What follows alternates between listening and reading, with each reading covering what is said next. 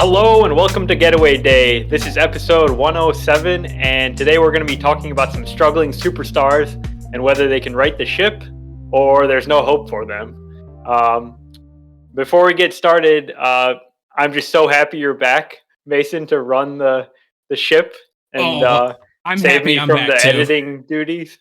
And glad you're back home finally. I'm glad I'm back too. I got a lot of editing done, so the YouTube videos that haven't been live the last couple weeks, I got them uploaded, so you can find episodes 105 and 106 on YouTube now with the video format. We've got some baseball card videos that are going live on the Getaway Day Cards channel. I've currently got 3 recorded. We'll have another one on Tuesday. I'm getting some stuff on Tuesday. I'll probably post that on Thursday. We've got videos the next 4 days for baseball cards, so make sure to go check all that out too. Honestly, it's just so much better just being in my own domain.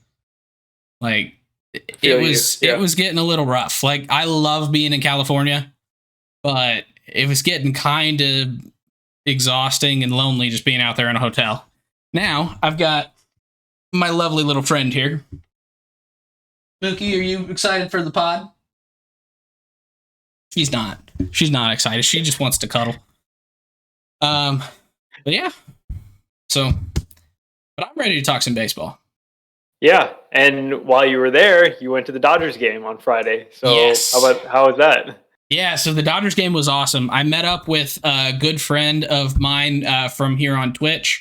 If you guys know Pinky from Ben Verlander or Ashley Sanders streams, or even here in ours, met her up at the game. Blake Snell versus Dustin May. Ended up being a no decision for Snell, which was kind of nice because the Dodgers ended up winning that game. Got to see a Mookie Betts, Freddie Freeman back-to-back homer. So that's fun. Sat right behind home plate. I think there's some pictures that need to go on Instagram and Twitter. So I'll have to talk with Allie and figure out how to get that formatted and posted. But there's some pretty nice pictures from that game. But yeah, we were basically where you and I and Matthew sat last year, essentially in the same seats. So right behind home plate, like one section up. It was great. Yeah, that's like my favorite place to sit in a baseball stadium, I think. And it brings me to an interesting question, I think, that has been kind of circulating about the Padres and the Dodgers. They both have different approaches to the way they've built their teams. They're both strong teams, but over the last couple regular seasons, basically the Dodgers have just had the Padres number, and actually even going further back than that, like the Dodgers are like the big brother, and the Padres are like just don't measure up, and they just haven't been able to get over the hump. They obviously did in the postseason last year, but that was just a short series. Over time, the Dodgers are like clearly the more successful franchise here. Like, what are your thoughts on that rivalry? Yeah, so it's kind of weird because like it's one of those that why is this not? Sorry, I'm trying to hit back so that I can actually pull up the scores from that last series or the series. Yeah, this last one. You're right. They're similar in some respects. Both teams have kind of gone out, tried to get some superstars here in the past couple of years, built a really, really potent offense on paper. They both have great pitching on paper. But something just seems to be a little bit different between the two teams. Things seem to always go right for the Dodgers and seem to always go just a little bit less than perfect for the Padres. Never terrible the last couple of years, but not where they expect it to be. And it's one of those that I don't know if I could pinpoint exactly what that thing is, but like the Padres, for instance, they have Machado, they have Bogarts, they have Soto, they have Tatis. They've got pitching in Darvish and Snell and Musgrove that you look at it and you're just like, that's awesome. This is a great roster. But it just seems like none of the guys really click at the same time. And then a few of their role players maybe don't always pan or don't don't produce when you need them to produce. Whereas for the Dodgers, they have this never-ending cycle of cast members. They've had Kike Hernandez, who was a huge part of their lineup. He left. He went to Boston a couple years ago. They had Corey Seager, who was their shortstop for years. He left, went to Texas. They filled that role with Trey Turner. They filled Kike's role with Chris Taylor. Then Turner leaves, and then they bring in Gavin Lux, Miggy Rojas, guys like that. You see some injuries, then they bring up Miguel Vargas, and it seems like he's on right now. And it just doesn't really seem to make sense, because you would think the team that has all their superstars all the time is the one that's going to be good. And that just doesn't seem to happen. I think it's got to be something with coaching, like throughout the system, like just the culture there. It's like they know what they're doing and they know how to get it done. Whereas the Padres have such a loaded roster, but they don't really have anybody who's been in that situation and been able to get over the hump to win the division, to go on a postseason run, to win a World Series. And it almost seems like the team is just overwhelmed, even though they're so talented. I think, you hit on culture there. Obviously, the Dodgers have a culture of making the playoffs every year for 10 years now, I think, 10 plus years.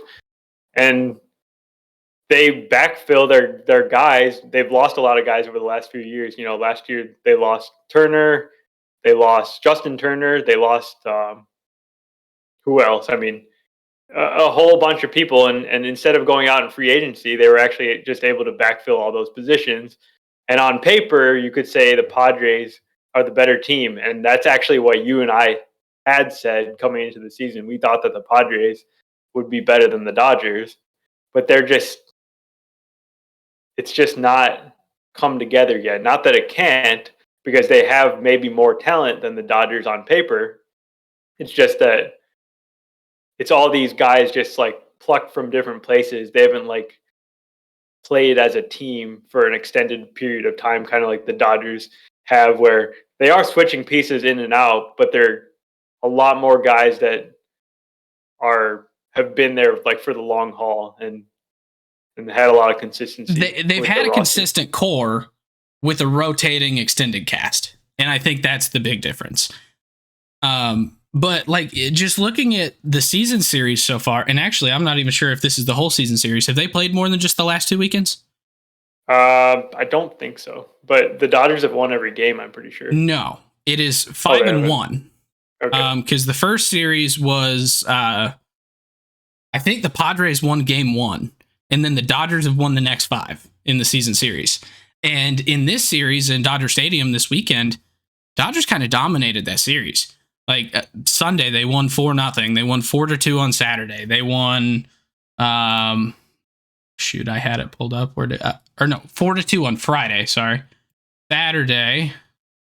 You would think I would remember because I was there. Oh, it was also 4-2. Okay, yeah, so I was right. But yeah, it's just the offense isn't clicking for the Padres, and I think that's the main thing. Because like the pitching, giving up 4 runs in a game to the Dodgers, that ain't too bad. It's not like they had a complete blow-up game where they gave up 13. They were consistently 4-4-4. They went to extras in the first series in the rubber match game. They went to, I think it was like a 3-2 game in game 2. Like, they've been playing close baseball. And that's where you can kind of see that these are both really good teams.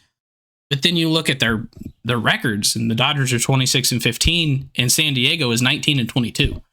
Like, yeah, we all wrote off the Dodgers, and here they've quietly been incredible the last like 3 weeks or so to actually have the best record in the National League at this point. Yeah, and have won 8 of their last 10. So, okay, so that's one rivalry series. Another one is the Rays and the Yankees, who have played the last 2 weekends as well, and they've played nothing but close games. 5 of the 6 games have been one-run games, including this past weekend where there were just some mad games. On Saturday, the Rays got out to a 6-0 lead in the first 5 innings with Shane McClanahan, their ace, on the mound.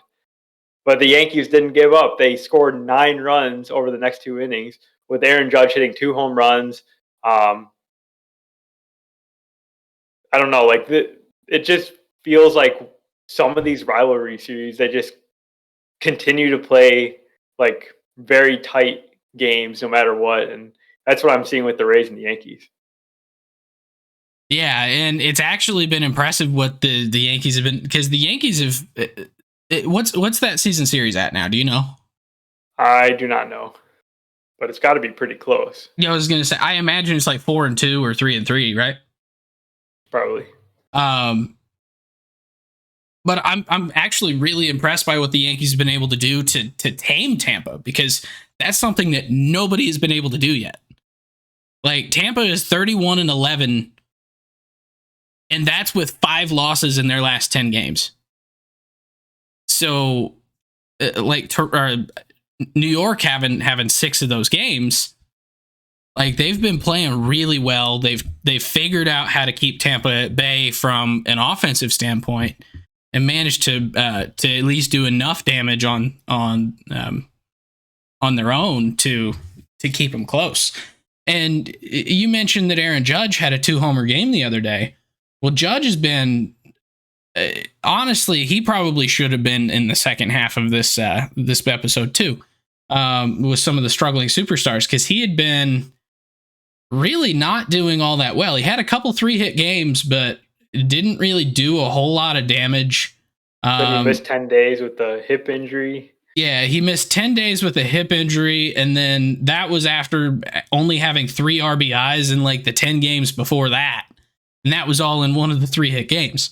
But he's come back, and then here in the last couple days, he went, 3 for 5, then 0 for 4, 0 for 4, and then 2 for 5 with 2 home runs.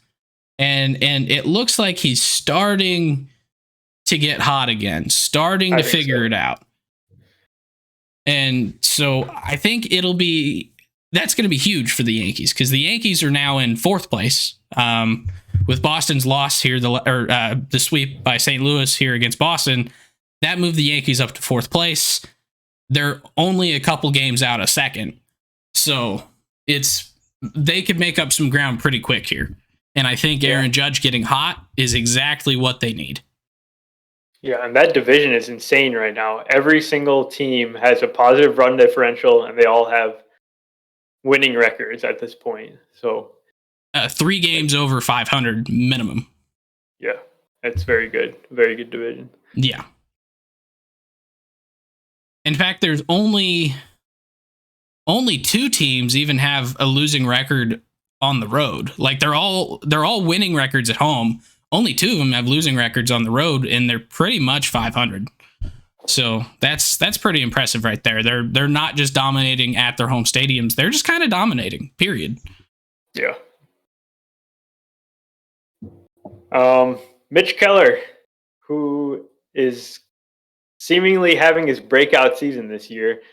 He just won the Player of the Week with, I believe, 2 starts. His last start, he struck out 13 batters, which is just incredible to see, because Mitch Keller was probably the worst pitcher in the league the last 2 years. Not last year, but maybe from his debut in 2019, when he had a 7.13 ERA, shortened season. I'm going to skip that, but he had a 6.17 ERA in 2021 in 100 innings. This year, it's just like a completely different story. 2.38 season ERA, striking out 30% of the batters, only walking 6%. I mean, it's amazing. Like, Mitch Keller actually put it together. He's suppressed the long ball, which is huge. Yes. Like, right now he's looking a little bit like Martin Perez did last year, but I actually kind of believe it from Keller, because he's been pretty solid at not giving up homers the last 3 seasons now. But no, so I've got 2 different points here. One of them, which American League team is trading for Mitch Keller after the season? Because we know that the Pirates are going to trade him, as they did Glasnow right when he started to get good, and Cole when he was good. So which American League team gets Keller? Oof, that's tough. And this is just a few weeks after we were complimenting the future of the Pirates and how it's kind of looking a little brighter. Like this guy could be a top of the rotation kind of arm if he keeps pitching like this. Although the team's offense is actually falling back to earth and they can't give him any run support anymore because they have lost 8 of their last 10 games. Their positive run differential of what was it, like 30 last or 2 weeks ago when we were looking or something like that, is down to 9. Like they've been getting rocked. They just can't put up runs, and it's starting to show. It's starting to show in the standings. They've slipped down to a game and a half out of first now. And they're just barely over 500 at this point. So, but Mitch Keller is still the bright spot of this team. It's some of the other pitchers that have been getting hit around a little bit. Guys like Vince Velasquez that we talked about. But Mitch Keller has been dominating, and at 27 years old, it kind of makes sense that this is about when he's going to start to get good. So my other point was, it's obviously a little bit different because last year Keller was fairly decent. But 2021, he was just terrible. 2019, he was terrible. But does he remind you a little bit of Lucas Giolito in 2018-19? Yeah, was that because I said he was the worst pitcher in baseball? I was actually thinking about that. Yeah, I mean, it's similar, and they both had like similar trajectories. Maybe Mitch Keller wasn't quite the prospect that Lucas Giolito was coming up, but he still was like a pretty solid, like overall, not just a Pirates prospect. He was probably a top 100 prospect, and yeah, I mean, he was the 34th overall prospect in 2020. He was the second in the team rankings in the same year. And this is a guy who was a 23rd pick in the second round, so 64th overall in 2014. Like, yeah. He was a good prospect. He just wasn't like your number 1 overall pick in the draft type guy. Yeah, I mean, yeah, that's a great comp. I think that totally is fitting. I'm hoping that he can kind of sustain his growth here because Giolito's been good but rocky at times. And so I'm hoping that Keller is kind of on the upward trajectory and going to be able to maintain that for a couple more seasons here. Because he does kind of, maybe not the same upside, but he reminds me of Giolito, and then on the other side, kind of a Tyler Glasnow. Where it's like he can be really, really good. He can get these Ks. He can dominate hitters. It seems like Keller's potentially a little bit healthier than Glasnow, at least so far in his career, knock on wood. So I'm hoping that can keep him on the up and up and get more towards Glasnow than where he is now at kind of the Giolito comp. Yeah, one more point on Keller. He always had like a amazing arm. He always threw really hard. Last year, he even added velocity, and people were kind of getting excited about that last year. But he kind of changed his pitch mix completely, and he stopped throwing like 4-seamers because his 4-seamer was just getting absolutely murdered. And that like shows me that the Pirates were able to help him if that's what happened. Maybe he kind of took control of his own career and decided to figure out what he needed to do. But I'm going to say that the Pirates had some role in that, and that's good for their future pitchers, I guess, that they can actually figure these guys out and not just have these talented guys like Garrett Cole and Glasnow become good for other teams. That actually makes me curious here. So I'm pulling up Mitch Keller's Baseball Savant page real quick.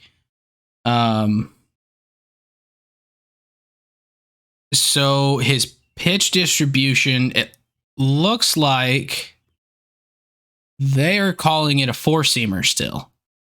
That he's throwing on 25% of his pitches. His cutter about 25%, and his sinker about 21%. So he's got 3 different fastballs basically that he's throwing, and I think it's probably playing off of each other, or those 3 pitches playing off of each other is what's allowing him to be this effective. Because I mean, they've each got their own their own movement that's just ever so slightly different, but I think he's tunneling them a little bit better. And then he's got that sweeper and a curveball that he throws about 12% of the time. But if you go back to 2021, he was throwing the four seam 56% of the time, and that clearly was not working for him. So he made the change. Yeah, while still being a fastball pitcher, because his fastball as a prospect was awesome, but at the major league level, it's just, I think his four seamer is just too flat, and so introducing that sinker, introducing that cutter, it's been able to help him miss bats.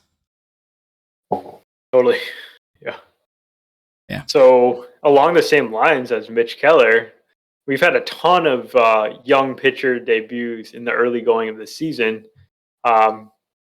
To varying levels of success. So Gavin Stone came up and he got bombed in his first start, and then he got sent back down. That happens. Brandon Pfaadt, he had two terrible starts, and then now he had like a better one. Mason Miller had some pretty good games. Now he's injured. Bryce Miller, he's been probably the most successful and maybe the most surprising young pitcher. He's come up for the Seattle Mariners, and he's been incredible. I gotta just look him up real quick. Do you have the numbers? I don't have his numbers up. I was actually pulling up Brandon Pfaadt's. I do actually want to make just a small comment on Mason Miller. Yeah. So you said he had a couple good starts. This dude had a no-hitter going through 7. He did. I would say that's a really good start, not just a pretty good start. Yeah, super talented guy. I'm sad that he's injured and he's getting a second opinion on his elbow, that just never can be good, right? Yeah. But then in that same game is when Bryson Miller debuted. Bryce Miller debuted for the Mariners. He also had 6 no-hit innings. That was a pretty good game for rookies. Yeah, overall numbers for Bryce Miller, 0.47 ERA in 3 starts. He's got he's striking out 28% of batters. He only walked 1.6% of batters. But pull up the game log here. 6 innings, 7 innings. So he's going deep into these games as well. So that's awesome. That basically Seattle lost Robbie Ray for the year with Tommy John, and now they have a guy that just has stepped in and taken on his role, and it's been awesome. And what amazes me is that this isn't even the end of the pitching pool for Seattle.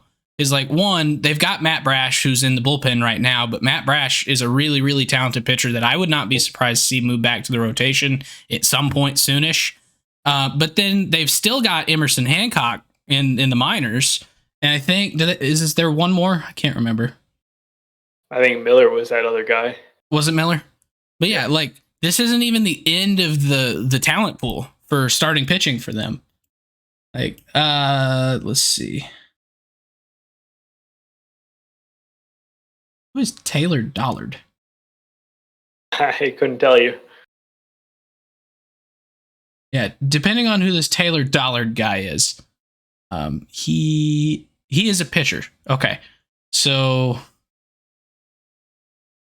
yeah, he's a starting pitcher for them as well. He's actually ranked above, at least in Fangraphs rankings. He's ranked above Emerson Hancock even. So they've got 2 more guys in their top 4 prospects that they could be pretty darn good, pretty darn soon.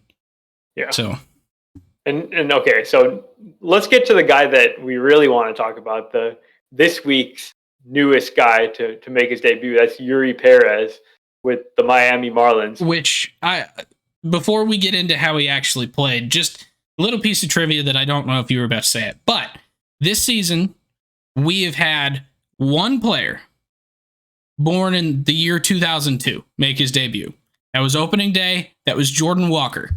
We have not had another player born in 2002 debut yet. And then Yuri Perez just comes on out and goes, I was born in 2003, my turn.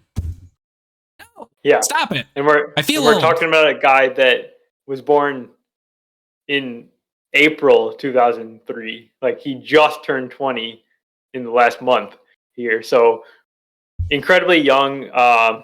he's the youngest pitcher to make his debut since Julio Urias in 2016, I think. Yep, he is the youngest Marlin ever. Yeah, beating Jose Fernandez. Yep. So this guy, we've kind of known about him for a couple years now, and he just shot up through the minor league system, and he was basically pitching full season ball when he was 18 years old in 2021. This past season at AAA, he struck out over 12 batters per nine, less than 3 walks per nine, 2.32 ERA. I mean, the minor leagues were like simple for this guy. And you talk about a Tyler Glasnow comp. This is the guy, just because of the height and the velocity. And actually, he's got something that Tyler Glasnow has never had, and that's really good control. And it's just so impressive that a guy that's 6'8" basically has had like no trouble with walking batters or controlling the ball at the age that he's been doing it. So his first start, he went 4 2/3.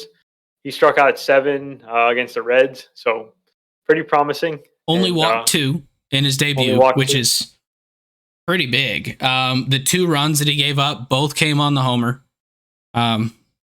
But you know, that's a really, really good debut for a guy 20 years old.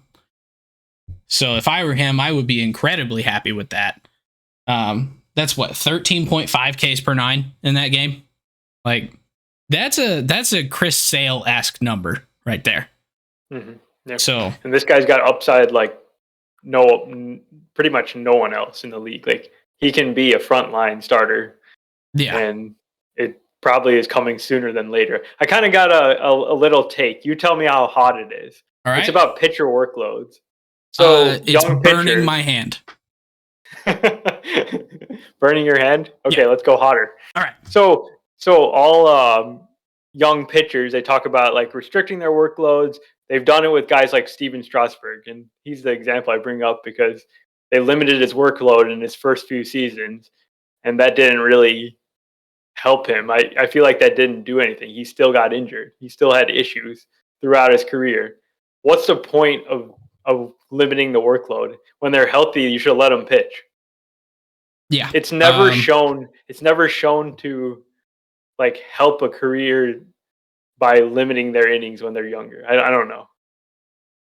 Yeah, like I get it to a point, and the point would be with a guy like Urias when he debuted, maybe with a guy like Yuri Perez, but I don't even think so on that, because like in 2022 Perez pitched 100 innings. In 2021 he pitched about 80. Like it. Yeah, he's going to be going up to like 130, 140 this year probably. And that's just because that's the way that starting pitching is going now. Like the top of the league guys are maybe at about 180 innings.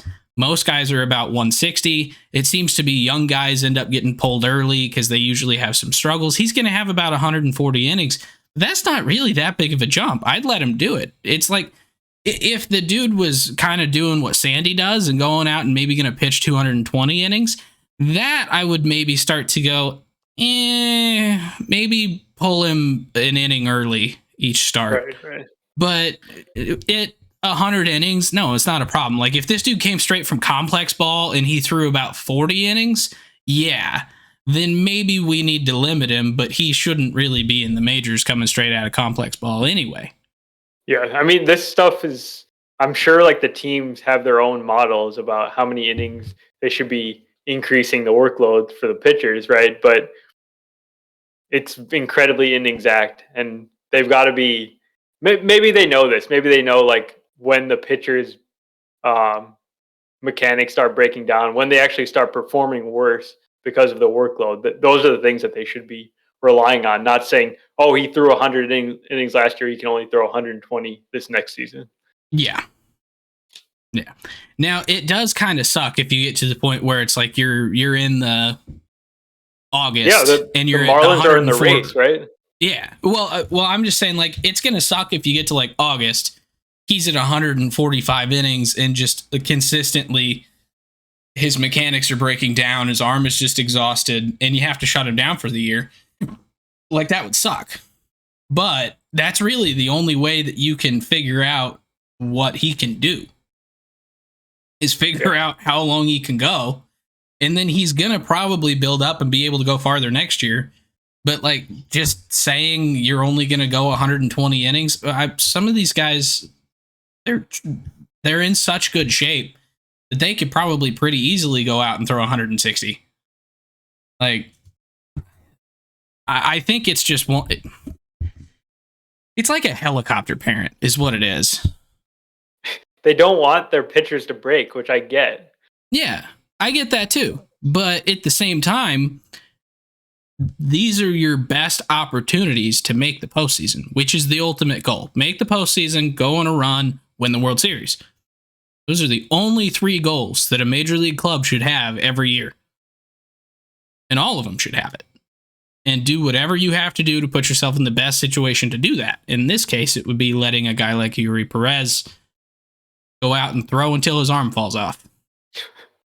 And that's what the Rays do. Like they also wouldn't limit their workloads of their pitchers, but all their pitchers still get injured. Like, they have been leading the league in injuries. They basically pitch their pitchers till their arms fall off. We've seen it this year. Jeffrey Springs, Drew Rasmussen now is going to be out for months. I mean, you got to do what you got to do. Glasnow still out. Glasnow is out. Yep, he should be back soon, hopefully. Anyways, yeah, interesting discussion about pitcher injuries. Quick hit on the A Stadium. So, you want to tell us what's up? Yeah, so the binding agreement they had a couple weeks ago fell through. It clearly wasn't very binding. They decided that they weren't going to be able to get $500 million of public funding from the city and state. And so they started to pivot to some other areas. They currently have what they're calling a binding agreement with Bally's, the casino, for the site where the Tropicana Hotel and Casino is on the Strip right now.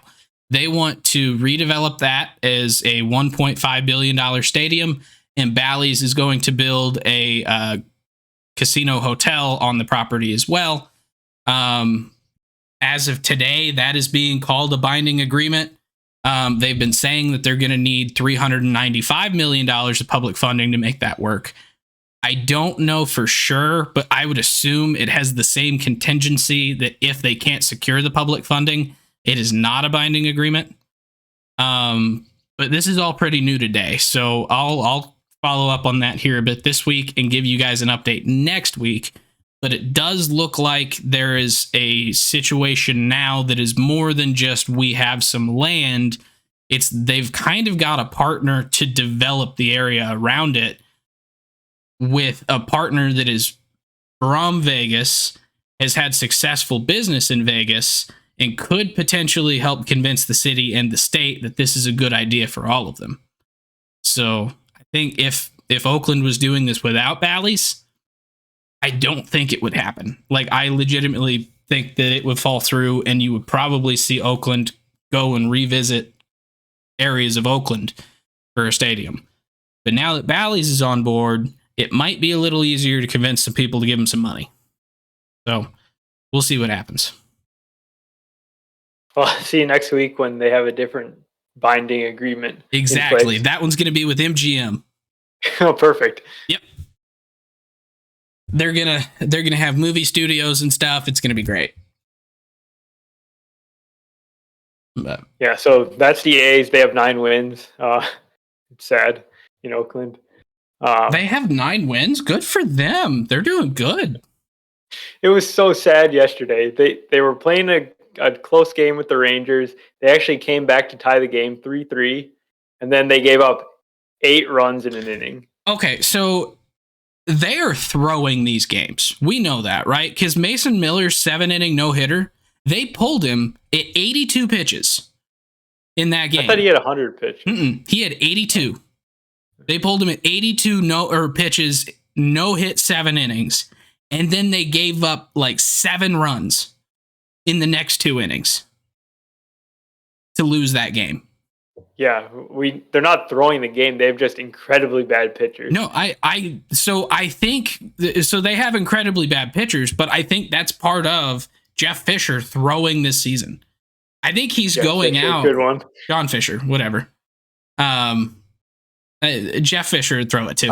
I know.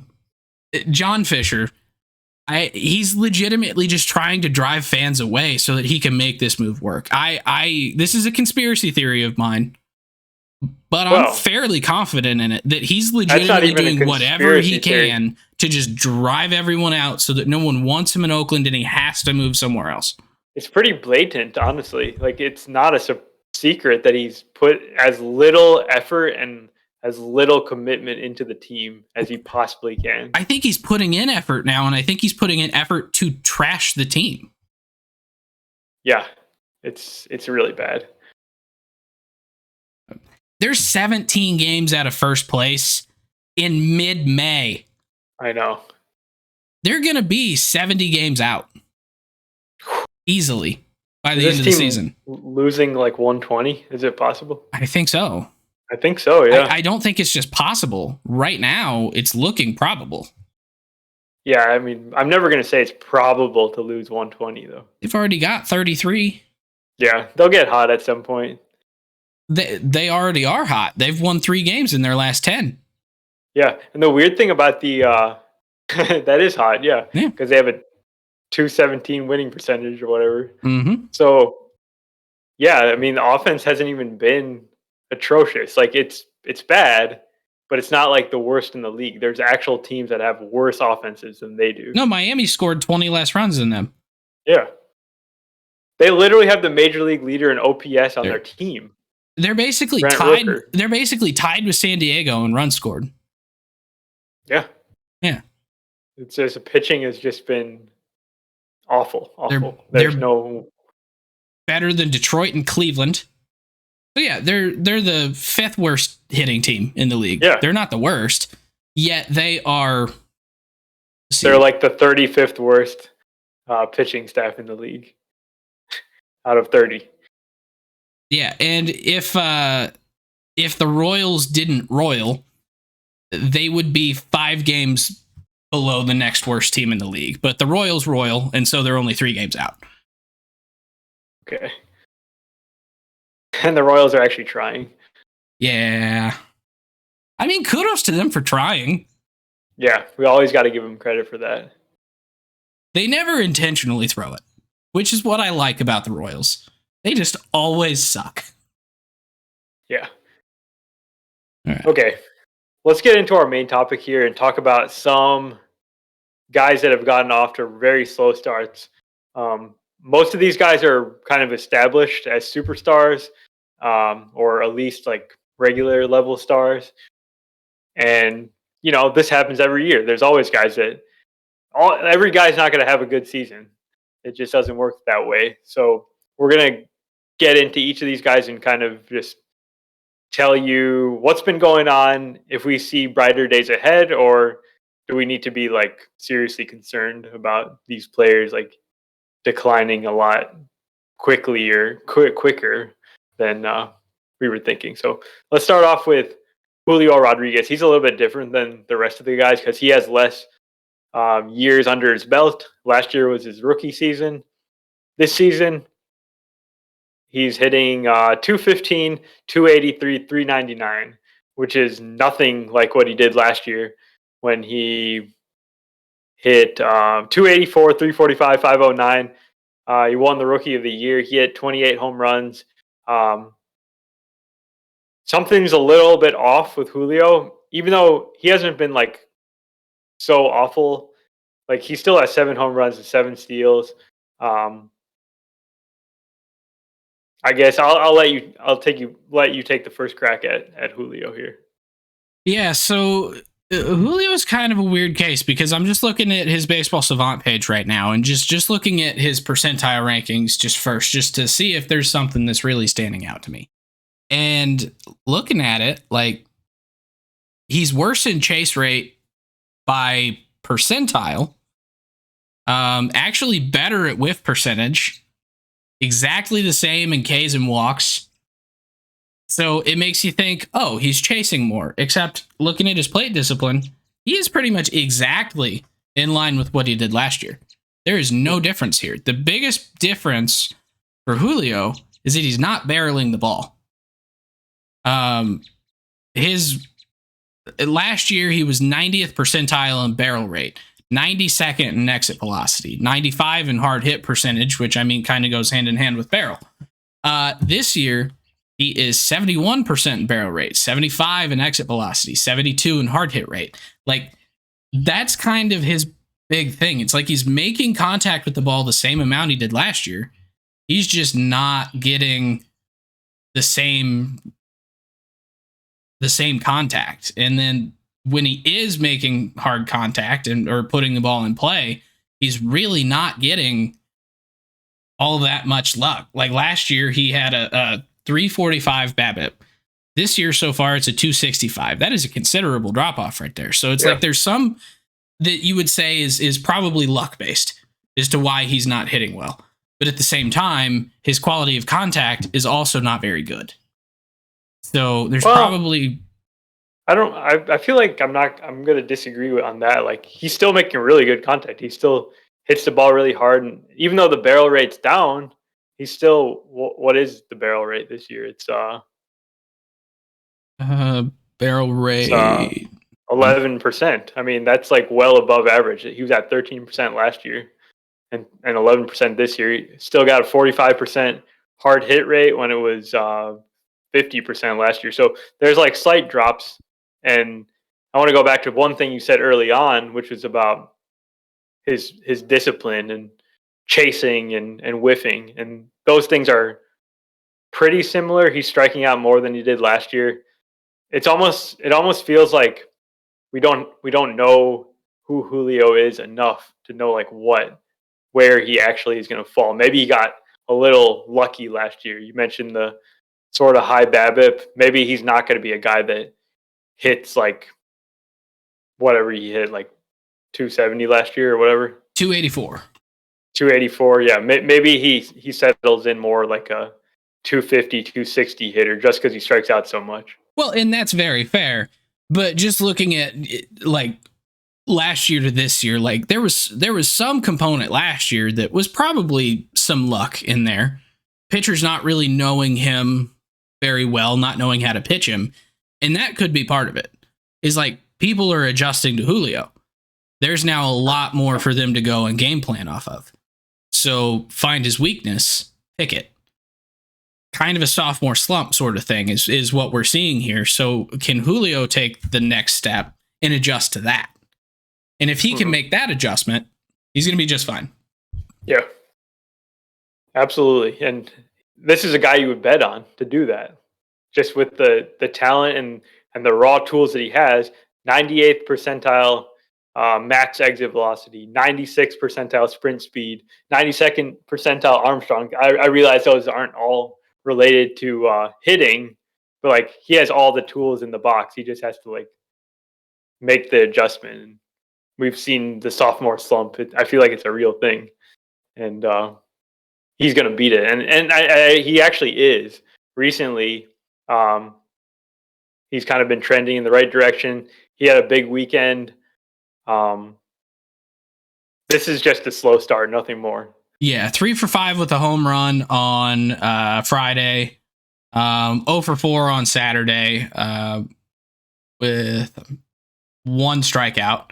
No strikeouts, by the way, on Friday. 1 strikeout on Saturday, 0 for 4.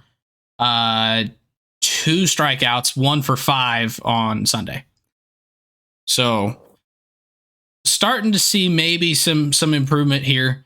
But kind of as far as the exit velocities go, though, like it has been trending down since the beginning of the season. Like he's down in the last week, he's about 90, which is partially because quality of contact. But he's not had a game with an average. I mean, you really shouldn't necessarily think average EV over 100. For an individual game, maybe, because like if you only put one ball in play, strike out 4 times, your EV's 100. Okay, you hit the ball hard, but you swung and missed. But like this weekend, 83, 89, 93, 90, 87, 93. You actually have to go all the way back into April to start seeing some like high 90s games.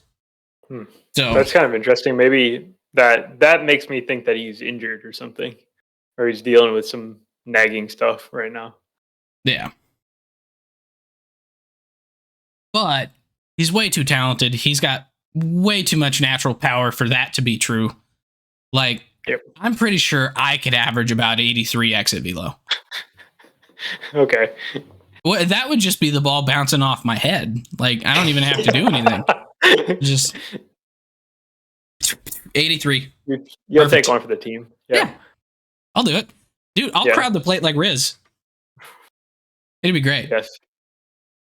Okay, so yeah, Julio Rodriguez, I think both of us would agree that long term, we really have no issues here. And he's going to be just fine. Yeah, and he's also, 22? He's 22, yeah.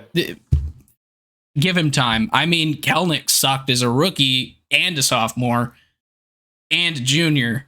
And now in his senior season, he's cracked out of his mind. So it'll be fine. Yeah, it'll definitely be fine.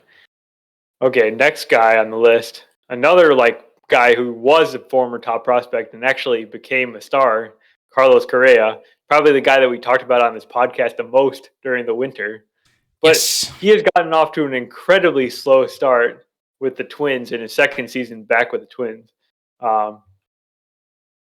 He just if you look at kind of like the surface level stuff, you see, 207 average, 280 OBP, 407 slugging, like that's not the Carlos Correa we know. He's got 6 homers though. He's got 6 homers. It's not bad.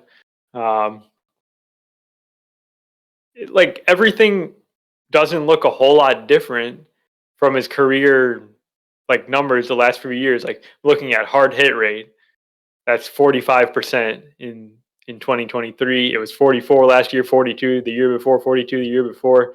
I feel like this is just another case of I think he's just a guy who's just hit into a little bit of bad luck here. He's striking out a little bit more.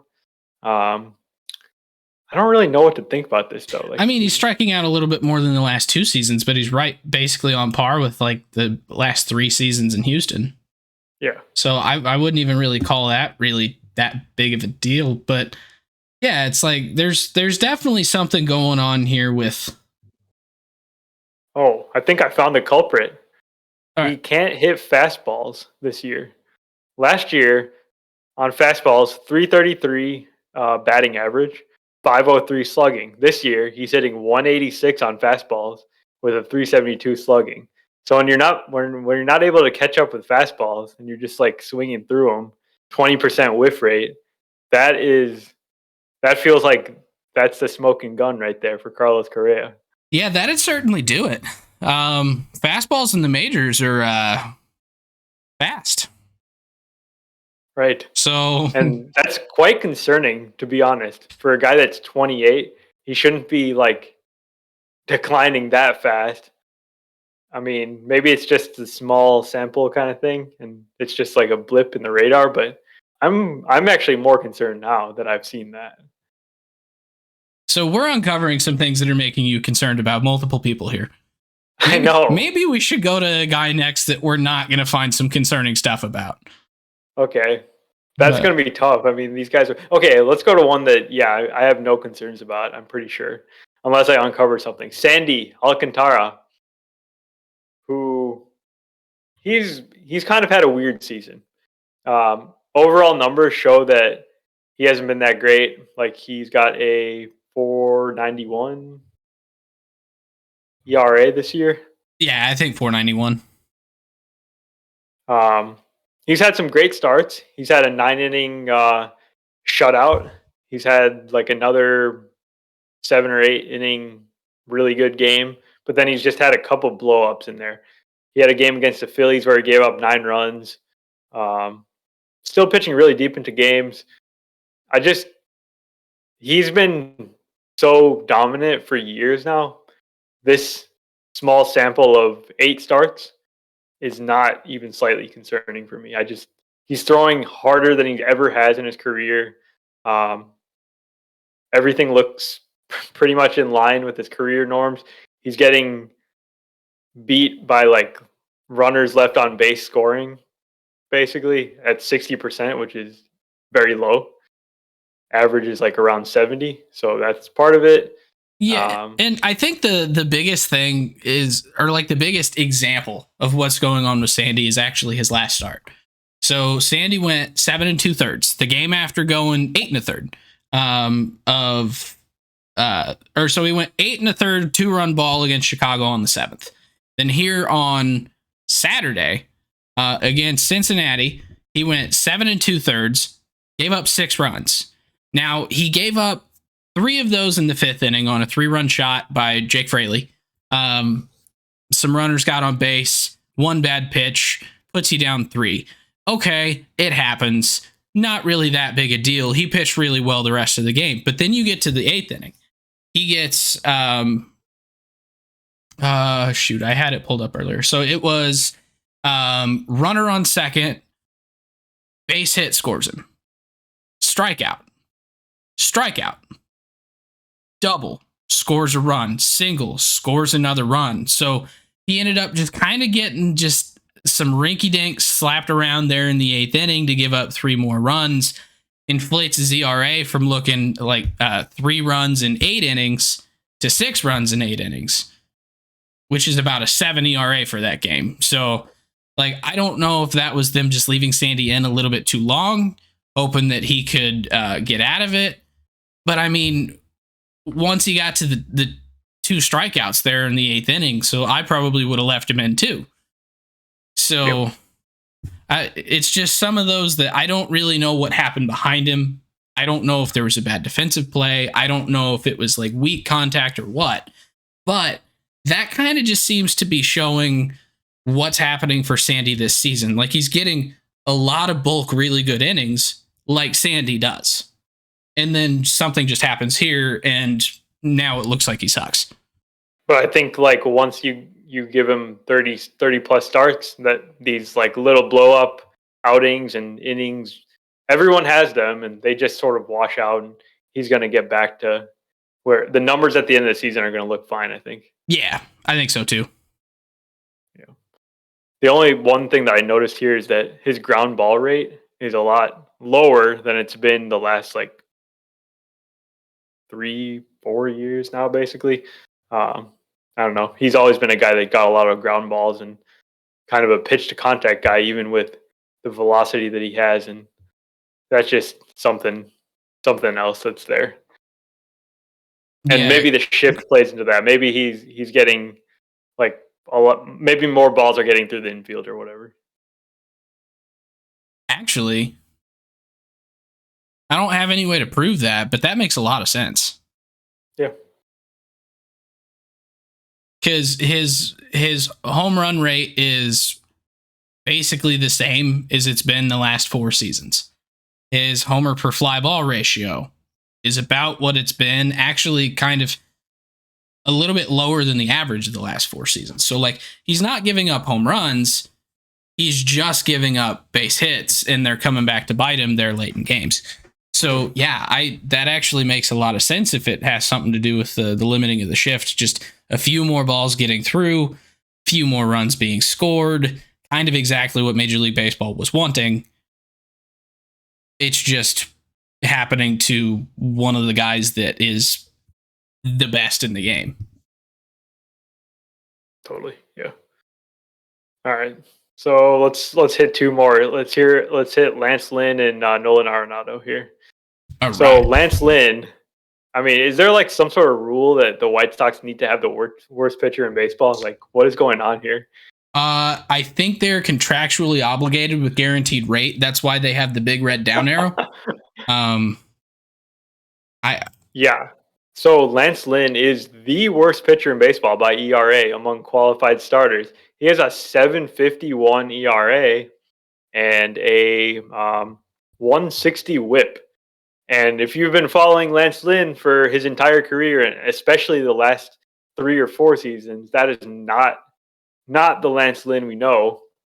Um, and it's just odd because there's a lot of things that Lance Lynn is doing really well. Like he's striking out batters at an incredibly high clip. Like his Ks per nine are actually a career high this year. Um, he's got almost a 27% strikeout rate, 8.5% walk rate, which is a little bit higher than it's been the last 4 seasons.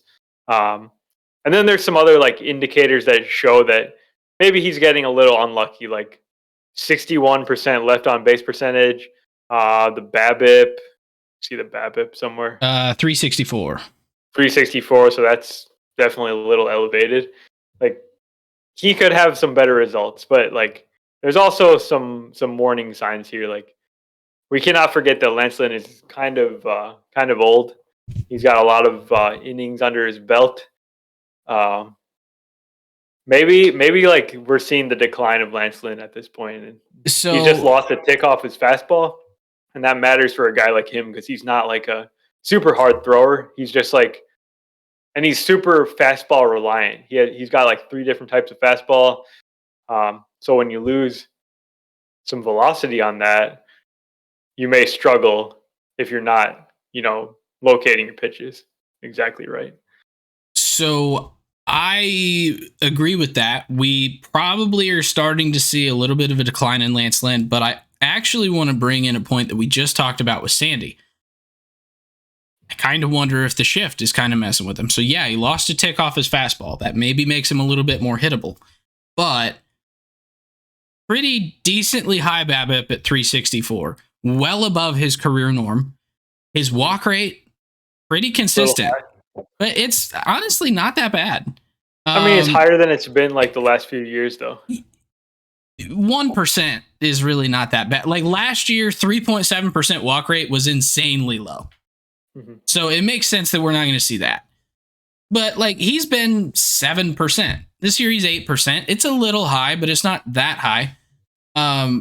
So you'd expect your whip to go up a little bit. But his whip went from 113 to 160. Like there's a lot more hits involved in there too. So maybe his fastball is a little bit more hittable, but balls are getting through. And part of it is that the White Sox defense has been not great. Like they've been down Tim Anderson for a long time. We're down Luis Robert for a little bit of time. Romy Gonzalez is on the IL, so I don't even remember who's playing second right now. They've had kind of a rotating cast of young guys in Oscar Colas and Lenin Sosa who have been up and down. So like they've not had a consistent answer at defense, which with a ground ball rate, really not that high of a ground ball rate, but 35% of balls in play on the ground. A few more get through the lack of the shift. You've got some worse defense than you're used to. Like that's going to add up in the whip in the ERA as well.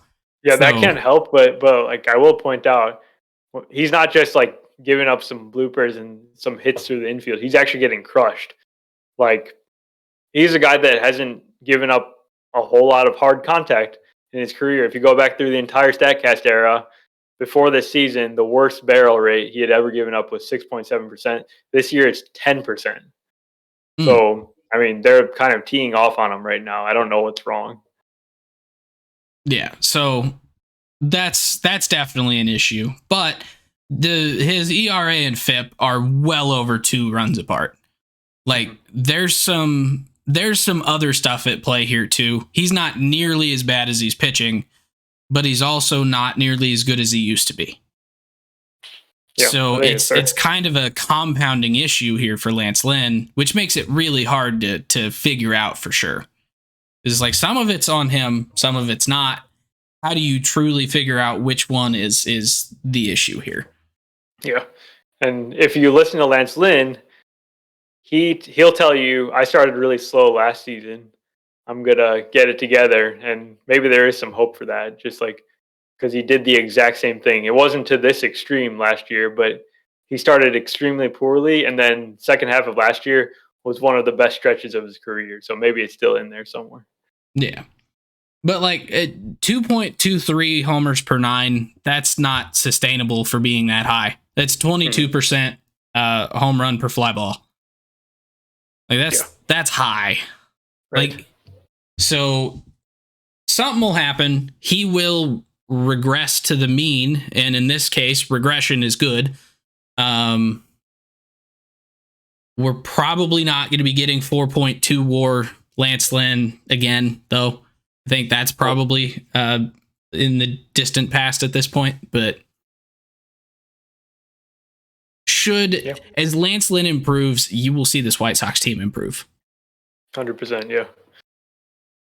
Now, I think last guy on our list here, Nolan Arenado. Kind of ditto on that. As this player improves, this team will improve.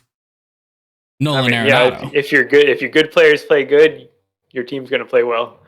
So, Nolan Arenado, really, I was looking at his rolling chart. Like basically a rolling graph of WOBA by game, by season. This stretch that he's had in 2023, literally the worst he's ever played for any stretch of games in the last, probably his entire career, but at least to 2016. He's never played this bad in his career. And then he had a great weekend this past weekend, and he's got his season-long line up to 256, 302, 406 for a 95 WRC plus. So that just tells us, you can have 3 big games in a row, and you can already get your season line kind of back to respectable. Like before that, especially in May. Right. Yeah. So that's like pretty key. Now, Nolan Arenado is doing a lot of like very concerning stuff. I'll let you take the lead here. Yeah. So let me actually step my. Where's my filter? Why can't I filter this?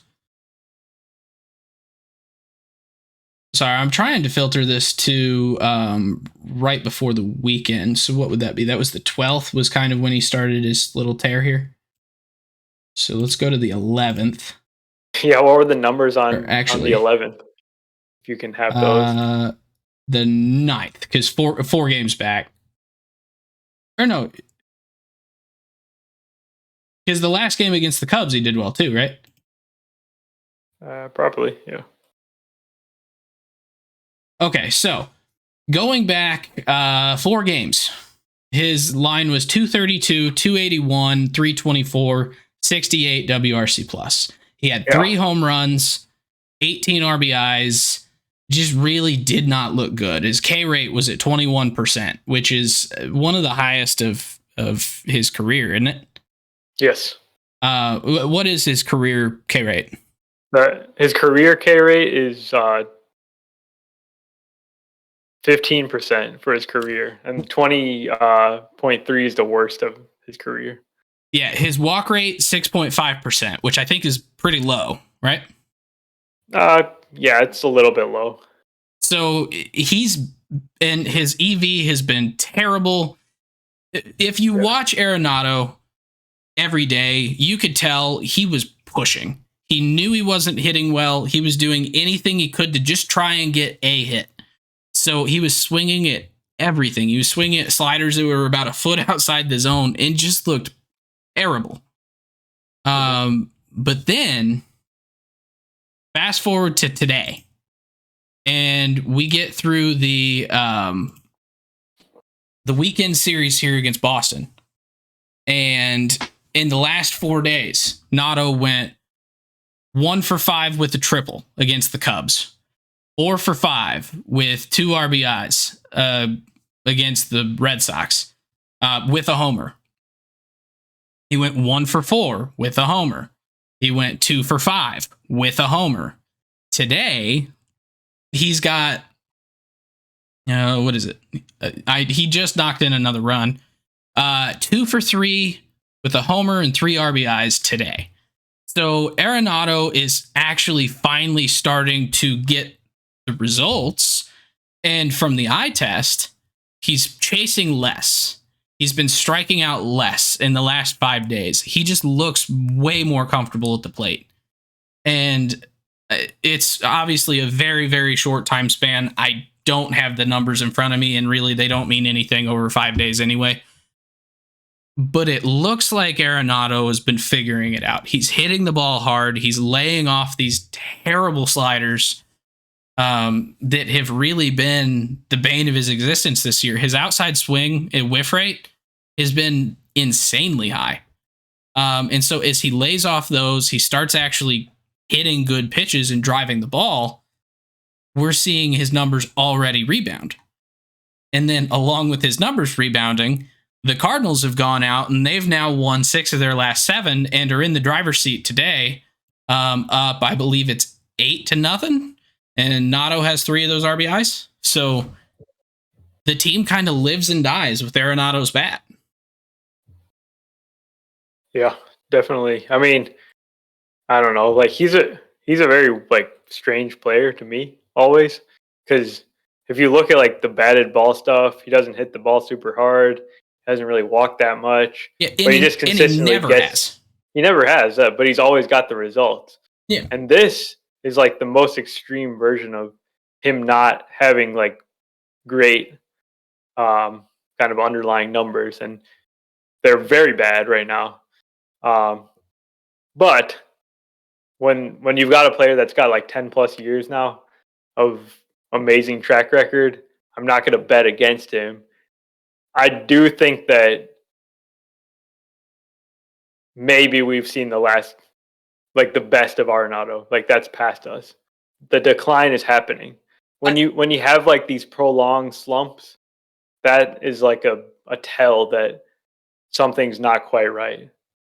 Now, I won't disagree with you, but I will say this is coming right off of a 3rd place finish in the MVP voting. Yeah, literally the best season of his career in many ways. And we're starting to see it turn the tide. Like there is a very real possibility that, I mean, he goes on a month-long tear, gets his everything back to his season average from last year, and like I don't know that we've necessarily, if he's declining now, it's the start.